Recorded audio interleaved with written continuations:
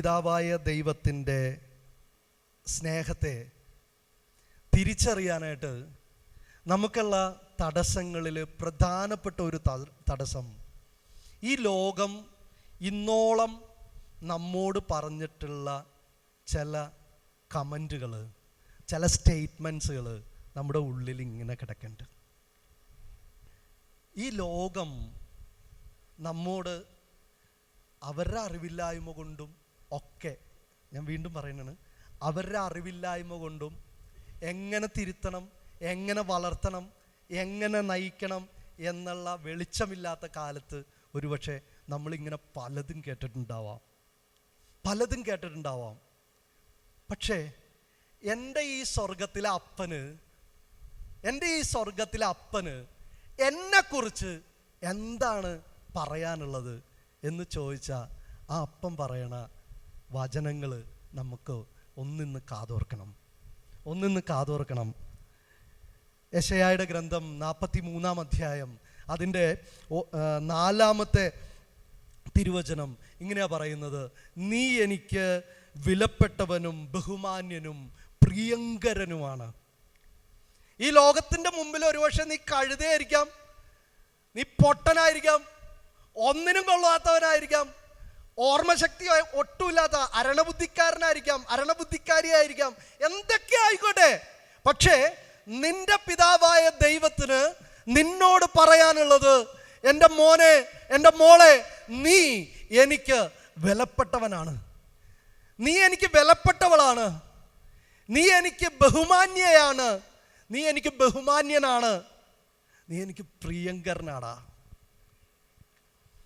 ഞാൻ കുറച്ച് നാൾ മുമ്പ് ഒരു സെഷന് വേണ്ടി ഇങ്ങനെ ഒരുങ്ങുന്ന സമയത്ത് ഞാൻ എപ്പോഴും പ്രാർത്ഥിക്കണ എൻ്റെ ഒരു കൊച്ചു പ്രാർത്ഥനയുണ്ട്. എൻ്റെ വീടിൻ്റെ ഒരു കൊച്ചു മുറിയിലിരുന്നിട്ട് ഞാൻ ഇങ്ങനെയാണ് പറയാറുള്ളത്: ഈശോയെ, നീ വിളിച്ചു കൂട്ടുന്നവരുടെ മുമ്പിലോട്ടാണ് ഞാൻ പോണത്. നീ നല്ല ഉറപ്പുണ്ടേ, നീ വിളിച്ചു കൂട്ടുന്നവരുടെ മുമ്പിലോട്ടാണ് ഈശോയെ ഞാൻ പോണത്. ഈശോയെ, നിനക്ക് അവരോട് പേഴ്സണലായിട്ട് എന്താ പറയാനുള്ളത്? അപ്പം ഇങ്ങനെ പ്രാർത്ഥിച്ചുകൊണ്ടിരിക്കുമ്പോൾ ഉത്തമഗീതത്തിൽ ഒരു വചനഭാഗം ഈശോ ഇങ്ങനെ എടുത്തു തന്ന്, ഞാൻ ഇതുവരെ അത് എൻ്റെ ലൈഫിൽ കേട്ടിട്ടില്ല. അതിങ്ങനെയാണ് പറയുന്നത്: പാറയിടുക്കുകളിലും ചെങ്കുത്തായ മലകളുടെ പൊത്തുകളിലും ഇരിക്കുന്നവളെ, നീ പുറത്തോട്ട് വാ, നിന്റെ മുഖം ഞാനൊന്ന് കാണട്ടെ, നിന്റെ സ്വരം ഞാനൊന്ന് കേൾക്കട്ടെ. നമ്മുടെ ജീവിതത്തിലെ തിക്താനുഭവങ്ങൾ, നമ്മുടെ ജീവിതത്തിലെ നെഗറ്റീവായിട്ടുള്ള ഓരോ എക്സ്പീരിയൻസ് കൊണ്ടും നമ്മൾ ചില പൊത്തുകളിലേക്കൊക്കെ ഇങ്ങനെ ഉൾവലിഞ്ഞ് നമ്മളുടേതായ ലോകത്തേക്ക് മാത്രം ഉൾവലിഞ്ഞൊക്കെ നിൽക്കുമ്പോൾ നിന്റെ കർത്താവ്, നിന്റെ പിതാവായ ദൈവം നിന്നോട് പറയണേണ്, ഈ പൊത്തുകളിൽ നിന്ന്, ഈ മലയിടുക്കുകളുടെ ചരിവിലുള്ള ഈ പൊത്തുകളിൽ നിന്ന് നീ ഒന്ന് പുറത്തേക്ക് വാ മോനെ, നീ ഒന്ന് പുറത്തേക്ക് വാ, ഞാൻ നിന്നെ ഒന്ന് കാണട്ടെ. ഞാൻ അതുകൊണ്ടാണ് പറയുന്നത്, പ്രിയപ്പെട്ടവരെ, നിന്നെ മുഖത്തോട് മുഖം കാണാൻ കൺപാർത്തിരിക്കുന്ന, നിന്നെ ഒന്ന് കേൾക്കാൻ കാതോർത്തിരിക്കുന്ന ഒരപ്പനുണ്ട് നിനക്ക്. ആ അപ്പനെ തിരിച്ചറിയാൻ, ആ അപ്പൻ്റെ സ്നേഹത്തെ തിരിച്ചറിയാൻ കർത്താവ് നമ്മളെ ഒരുക്കുന്നു. Hallelujah, hallelujah. സന്തോഷമായില്ലേ നിങ്ങൾക്ക്? എടാ, നമുക്കൊരു അപ്പനുണ്ടെന്നേ. സ്വർഗത്തിലെ അപ്പൻ ഈ ഭൂമിയും ഈ ഭൂമിയിലെ സകലതും സൃഷ്ടിച്ച് പരിപാലിക്കുന്ന ഒരപ്പൻ. ആ അപ്പൻ്റെ മോനും മോളുമാ ഞാനും നീയും. ആ അപ്പൻ വലിയ സമ്പത്തുള്ളവനാ. ആ അപ്പൻ്റെ സമ്പന്നതയുടെ, മഹത്വത്തിൻ്റെ സമ്പന്നതയിൽ നിന്ന് നമുക്ക് ആവശ്യമുള്ളതൊക്കെ തരാൻ അവിടെ നിന്ന് കാത്തിരിക്കണ ഒരപ്പനാണ്. ആ അപ്പനാണ് നിന്നോട് പറയണത്, നീ എനിക്ക് വിലപ്പെട്ടവനാണ്, നീ എനിക്ക് വിലപ്പെട്ടവനാ. എങ്ങനെ വിലപ്പെട്ടവനാകുന്നത്?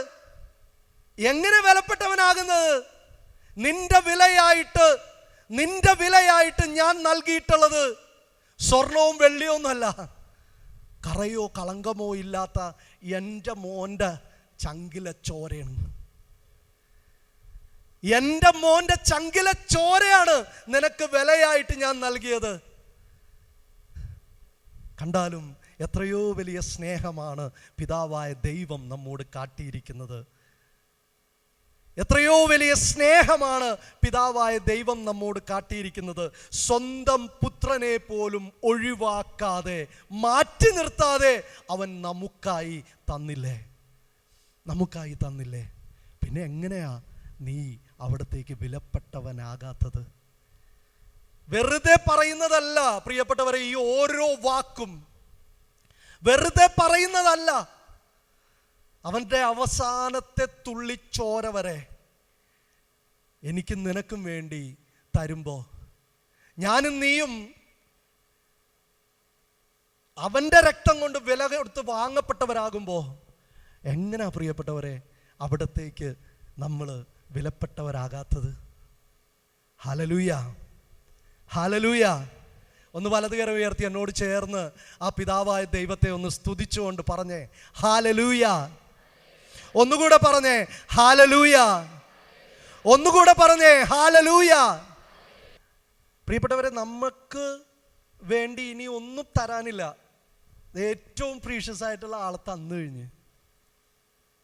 ഈ സ്നേഹത്തിൻ്റെ വേറൊരു വശം നമുക്ക് കാണാൻ പറ്റുന്നത്, ഇത് നിന്നെക്കുറിച്ച് എപ്പോഴും വിചാരമുള്ള ഒരപ്പൻ്റെ സ്നേഹമാണ്.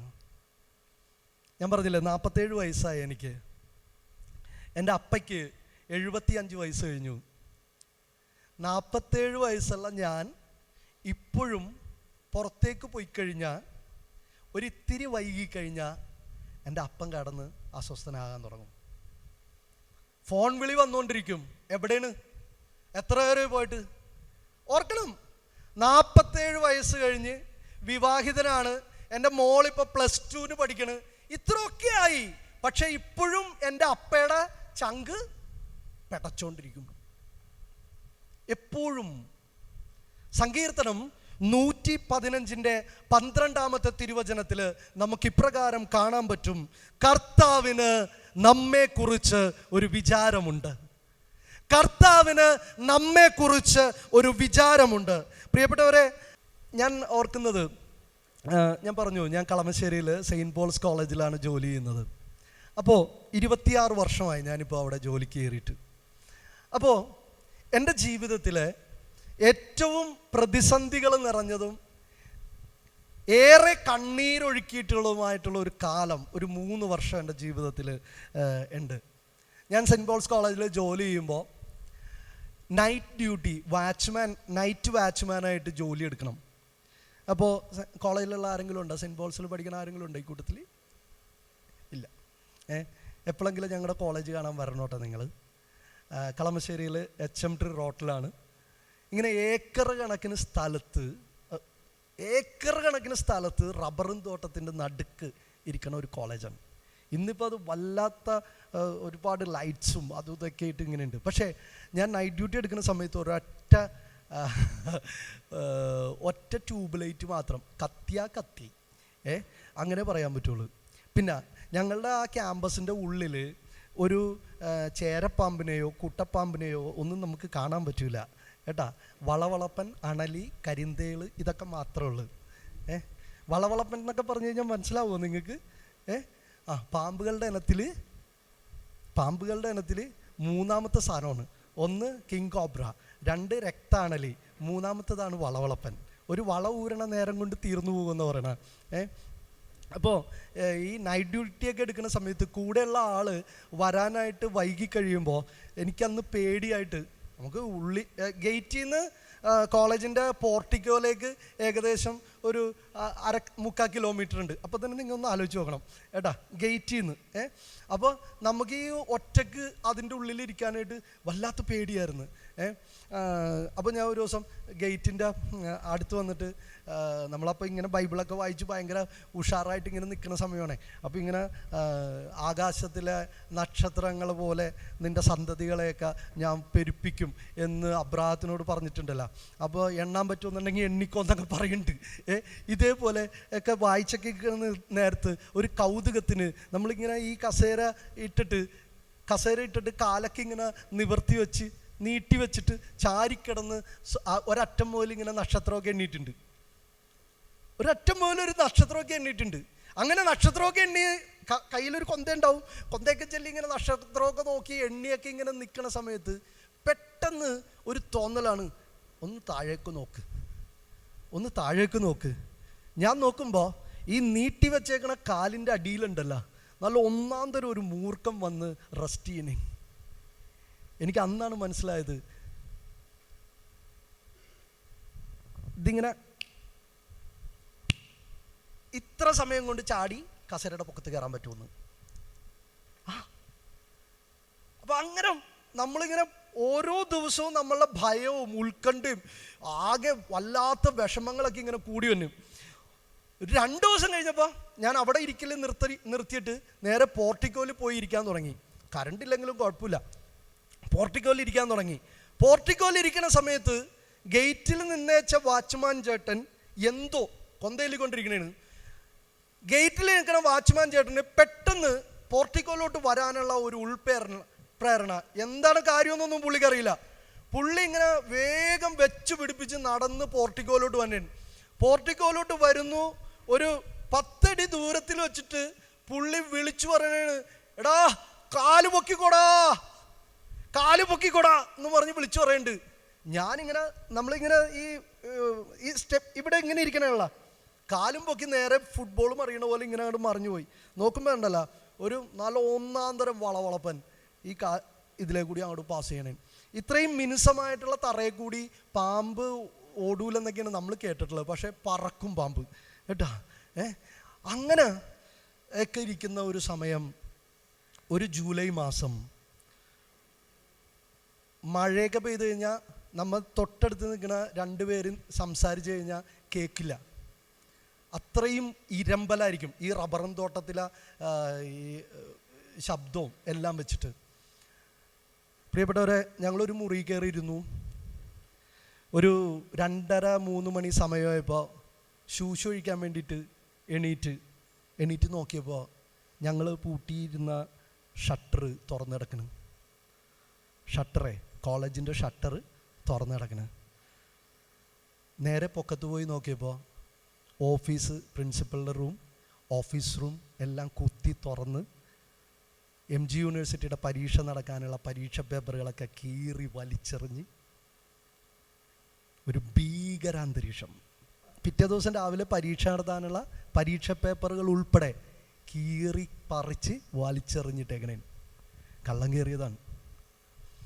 ഒരു 6000 രൂപ പോയി, ഒരു ടേപ്പ് റെക്കോർഡർ പോയി, പിന്നെ കിട്ടാത്തതിൻ്റെ ഈ ഒരു ദേഷ്യം മുഴുവൻ കാണിച്ചിട്ട് പോലീസിൻ്റെ അന്വേഷണം, ചോദ്യം ചെയ്യൽ. നമ്മൾ പകല് വീട്ടിൽ വന്ന് കിടന്നു കഴിയുമ്പോൾ ചാടി എണീക്കണത് കുത്തി തുറന്നിട്ടായിരിക്കുന്ന ഭീകരാന്തരീക്ഷം സൃഷ്ടിച്ചേക്കുന്ന ഓഫീസിൻ്റെ കാഴ്ചകളൊക്കെയാണ് മനസ്സിൽ കിടക്കുന്നത്. ഉറക്കം കിട്ടണില്ല, ഈ ജോലിയായിട്ട് മുന്നോട്ട് പോകാൻ പറ്റില്ല. ബസ്സിലിങ്ങനെ തൂങ്ങിപ്പിടിച്ചിട്ട് ഞാൻ കരഞ്ഞിട്ടുണ്ട്, കർത്താവേ എനിക്ക് പറ്റണില്ല.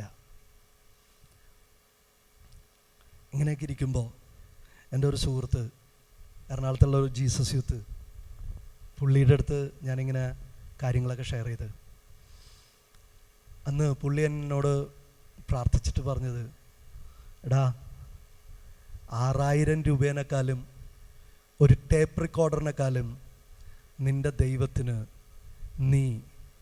നിൻ്റെ സ്വർഗത്തിലെ അപ്പന് നീ എത്ര വിലപ്പെട്ടവനാണെന്ന് വൈകാതെ നീ അറിയും. നിൻ്റെ ദൈവം നിനക്ക് കാണിച്ചു തരും.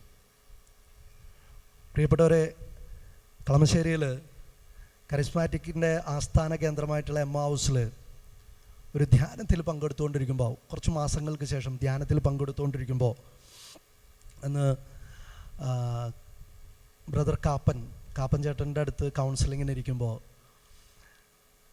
കർത്താവ് കൃത്യമായിട്ട് സന്ദേശം തന്നു, ഈ കളവ് തെളിയിക്കപ്പെടും, വിഷമിക്കേണ്ട, ഈ കളവ് തെളിയിക്കപ്പെടും. ഒരുപാട് സങ്കടങ്ങളിലൂടെ പോയി.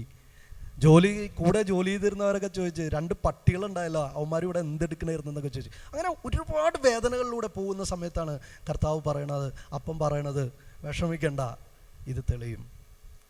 കളമശ്ശേരിയിൽ ഒട്ടും വൈകാതെ ഒരു 2 ആഴ്ചക്കുള്ളിൽ മലയാള മനോരമ പത്രത്തിൽ ഒരു ന്യൂസ് ഇങ്ങനെയാണ് വന്നത്.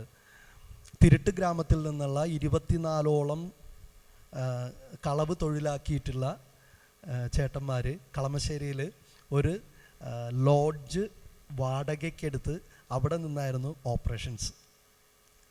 നിങ്ങളൊന്ന് ആലോചിച്ച് നോക്കിയേ, ഈ 24 ചേട്ടന്മാരുടെ മുമ്പിലെങ്കിലും നമ്മൾ ആ രാത്രിയിൽ പെട്ടിരുന്നെങ്കിൽ ഒരു തലക്കെട്ടൊന്നും അടിക്കണ്ട, വെറുതെ ഉമ്മോച്ചോ എന്ന് പറഞ്ഞാണേ. എന്നിട്ട് കർത്താവ് എന്നോട് പറഞ്ഞ്, എനിക്ക് നിന്നെക്കുറിച്ച് ഒരു വിചാരമുണ്ട്, എനിക്ക് നിന്നെക്കുറിച്ച് ഒരു വിചാരമുണ്ട്. നീ രാത്രി ആ ഏക്കർ കണക്കിന് സ്ഥലത്ത് നീ രാത്രി ഒറ്റക്കിരിക്കുമ്പോൾ നിന്നെ കൺപാർത്തിരിക്കുന്ന, നിന്നെ കാതോർത്തിരിക്കുന്ന ഒരു കർത്താവ് ആണ് ഞാൻ. സങ്കീർത്തനം 121:3 ഇങ്ങനെയാ പറയുന്നത്, നിന്റെ കാൽ വഴുതാൻ അവിടുന്ന് സമ്മതിക്കുകയില്ല, നിന്റെ കാൽ വഴുതാൻ അവിടുന്ന് സമ്മതിക്കുകയില്ല. പ്രിയപ്പെട്ടവരെ, അടുത്തൊരു വചനം ഇങ്ങനെയാണ് പറയുന്നത്, നിന്നെ കാക്കുന്നവൻ ഉറക്കം തൂങ്ങുകയില്ല, മയങ്ങുകയില്ല. നിന്നെ കാക്കുന്നവൻ ഉറങ്ങാതെ മയങ്ങാതെ നിനക്ക് കാവലിരിക്കുന്ന ഒരു കർത്താവ്, ഒരു അപ്പൻ നിനക്കുണ്ട്. ഇനി എന്തിനാടാ നമ്മൾ കണ്ണീരൊഴുക്കി കാത്തിരിക്കണത്? പ്രിയപ്പെട്ടവരെ, ഈ ഒരു തിരിച്ചറിവില്ലേ, എന്നെ കാക്കുന്ന, എനിക്ക് കാവലിരിക്കണ ഒരു അപ്പൻ എനിക്കുണ്ട് എന്നുള്ള തിരിച്ചറിവില്ലേ, ആ തിരിച്ചറിവ് കിട്ടിയ ആ ദിവസം മുതൽ എൻ്റെ നൈറ്റ് ഡ്യൂട്ടി ഉണ്ടല്ല, ഉല്ലാസമായിരുന്നു, ഉല്ലാസം. പിന്നെ അടിപൊളിയാണ്, ഒരു പേടിയില്ല, ഒരു പ്രശ്നമില്ല, സന്തോഷം. ഈ ചിരിയോടുകൂടെയാണ് പിന്നീടുള്ള നൈറ്റ് ഡ്യൂട്ടികൾ പോയിരുന്നത്. സ്തുതിയും പാട്ടും ആരാധനയും രാത്രിയുടെ യാമങ്ങളിലുള്ള വചനവായനയും ഒക്കെ ഇങ്ങനെ കർത്താവ് കൊണ്ടുപോയി. ഈ അപ്പൻ്റെ ആ ഒരു സ്നേഹമില്ലേ, വെട്ടിയൊരുക്കണ ഒരു സ്നേഹമില്ലേ, ആ സ്നേഹത്തിന് പദ്ധതിയുള്ള ഒരു സ്നേഹം, നിന്നെക്കുറിച്ച് വിചാരമുള്ള സ്നേഹം, നിന്നെക്കുറിച്ച് പദ്ധതിയുള്ള സ്നേഹം. പ്രിയപ്പെട്ടവരെ, ഞാൻ നിങ്ങൾ എൻ്റെ വീട്ടിൽ പോയെന്നും പറയരുത് കേട്ടോ, ഞാൻ ഒരു രഹസ്യമാണ് പറയാൻ പോണ. പഠിക്കണ കാലത്ത് നന്നായിട്ട് ലവ് ലെറ്റർ എഴുതുമായിരുന്നു കൂട്ടുകാർക്ക് വേണ്ടിയൊക്കെ കേട്ടാ. നന്നായിട്ട് ലവ് ലെറ്റർ എഴുതും. എൻ്റെ കയ്യിൽ ലെറ്റർ എഴുതിപ്പിക്കാനായിട്ട് നമ്മുടെ ചങ്ങാതിമാരൊക്കെ ഇഷ്ടംമാരെ വരാറുണ്ടായിരുന്നു. പ്രിയപ്പെട്ടവരെ, ഈശോനെ അറിഞ്ഞതിന് ശേഷം ഈശോയുമായിട്ട് ഉള്ള ഒരു ചങ്ങാത്തം, ഒരു അടുപ്പമൊക്കെ ഉണ്ടല്ലോ, ആ ഫ്രണ്ട്ഷിപ്പൊക്കെ തുടങ്ങിക്കഴിഞ്ഞപ്പോൾ പിന്നെ ഞാനത് സ്റ്റോപ്പ് ചെയ്ത്. ആ എഴുതാനുള്ള കൃപ, ആ എഴുതാനുള്ള ഒരു കഴിവുണ്ടല്ലോ നമുക്ക്, ആ കഴിവ് ഈശോ വേറൊരു നന്മയാക്കി മാറ്റാൻ തുടങ്ങി. എന്താണെന്നറിയോ?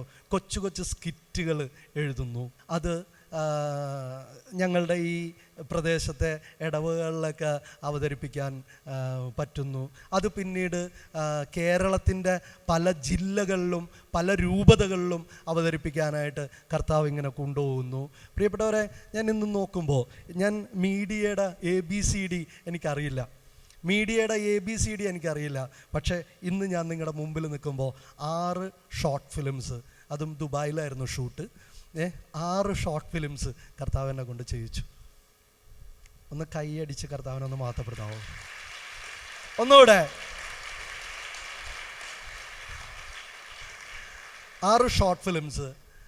സൈറ്റ് ആൻഡ് സൗണ്ട് ഷോസ് എന്ന് പറയുന്ന ഒരു മീഡിയമാണ് കൂടുതലും ഈശോ കോൺസെൻട്രേറ്റ് ചെയ്യാനായിട്ട് ഇത് തന്നിട്ടുള്ളത്. ഒരു 18ഓളം സ്റ്റേജ് പ്രോഗ്രാംസ് അത് സൈറ്റ് ആൻഡ് സൗണ്ട് ഷോ എന്നൊക്കെ പറയാൻ നേരത്ത് ഒരു 7 സ്റ്റേജസ്,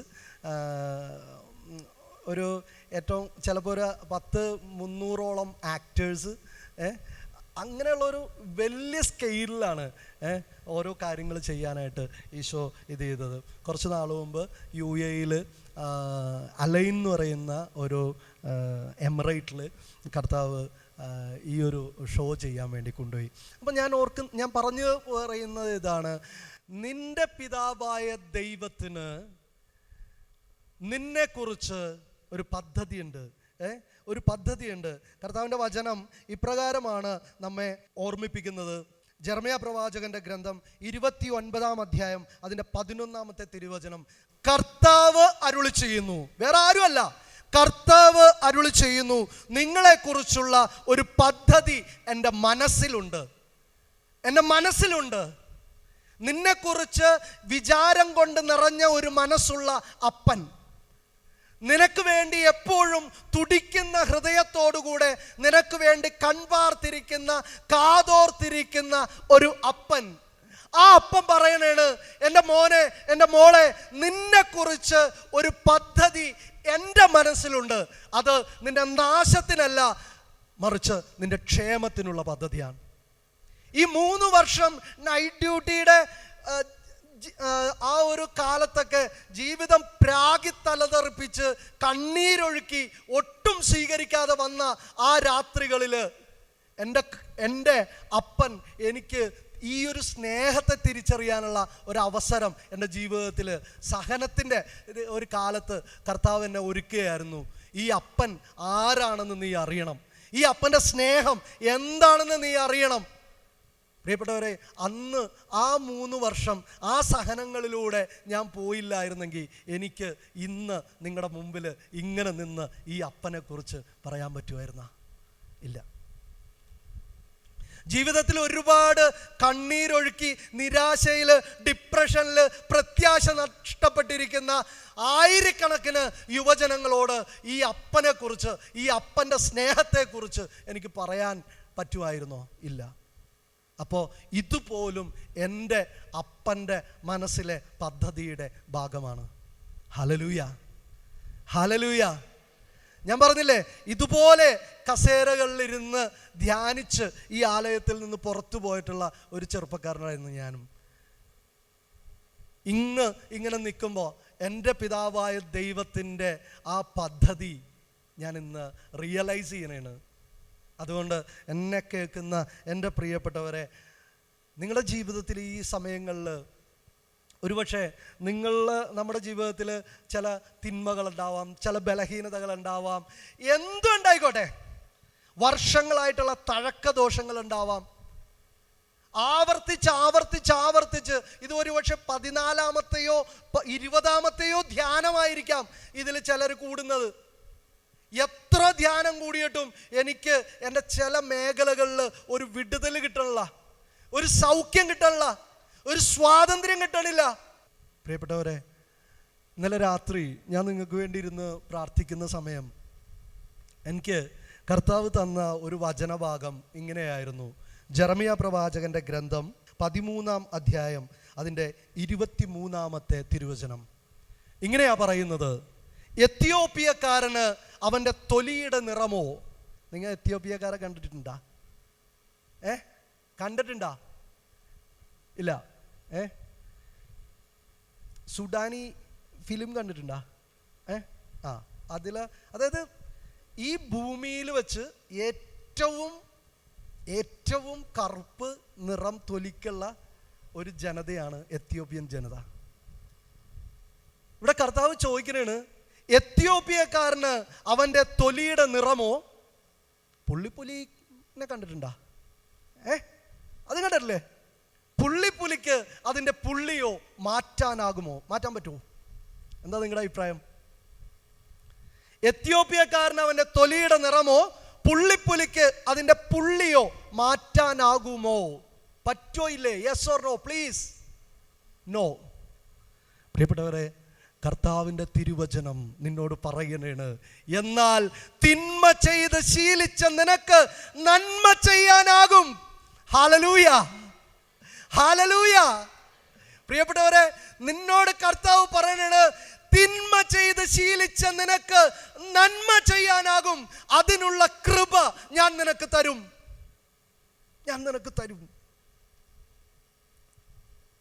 ഈ ധ്യാനം നിനക്ക് കൃപയുടെ പെയ്ത്തിന്റെ ധ്യാനമാകണം.